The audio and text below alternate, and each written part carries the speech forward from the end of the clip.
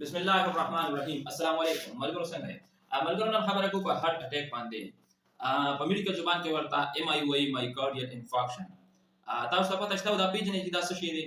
نن به تاسو ته د دې علامات، نشانات او د دې کورنۍ علاج ښایم چې د دې پته څنګه لګي سړي ته چې یو د زړه مسله ده، هارت اټیک کېدی او د دې علاج سره کورنۍ په اکثر کور کې دا ته وایي چې یار زما خو په دې سینه کې ګس په درد کېږي او دا درد مې لاس ته ځي، په ګس لاس ته لیفت آرم چې ته وایي چست پین ریډیاټیک ټو لیفت آرم، او دا درد مې ملا ته تاویږي، د سر دا پټې مې ورسره وږي او د سړي باندې به داسې یخ خوله راځي، کوډ فیلینګ څه ته وایي. نو او بله خبره دا یاد وساتئ چې دا سړي به ستړیوالی محسوسوي، ستړیوالی ستړی وایي، او بله الټۍ به ورځي او په سر به چکر راځي.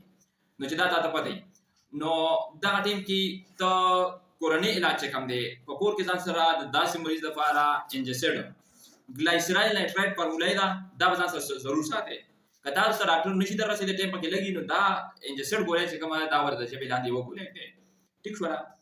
او که دا د ډاکټر نږدې وي او ډاکټر تاله رالو او ډاکټر صاحب ته څه پته نشته دې باره کې، اکثر دا ځورم چې هغه وایي چې په دې کې زه څه نشم کوی او دا رسوي هسپتال ته. نو دا زه د ډاکټر صاحب ته وایم او تاسو ته یې وایم چې یاره ډاکټر صاحب داسې کار وکړه چې ACS پروټوکول دی، اکیوټ کورونري سنډروم، د دغې مسلې لپاره، د دغې چست پین لپاره، د دغې مایوکارډیال انفارکشن لپاره، د دې لپاره کمباین یو ټریټمنټ دی. هغه تاسو دې ته غوږ کړئ او سوچ دې ته وکړئ او دا زده کړئ دا چې کوم ټریټمنټ ته اوس ښیم. د ډاکټر صاحب له اول پکار دی چې دا مریض ته ولګوي کیلونه، ټیک شوله.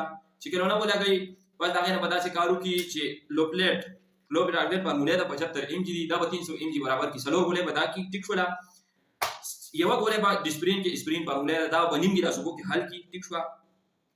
د دغې نیم ګیلاس اوبو سره چې تا پکې ډسپرین ګولۍ اچولې ده، د دغې سره به دا کلوپیډاګرل لوپلیټ چې ورته وایي ګولۍ دي 75 mg دا به له څلور ګولۍ د دې نیم ګیلاس اوبو د دې محلول سره ورکړي.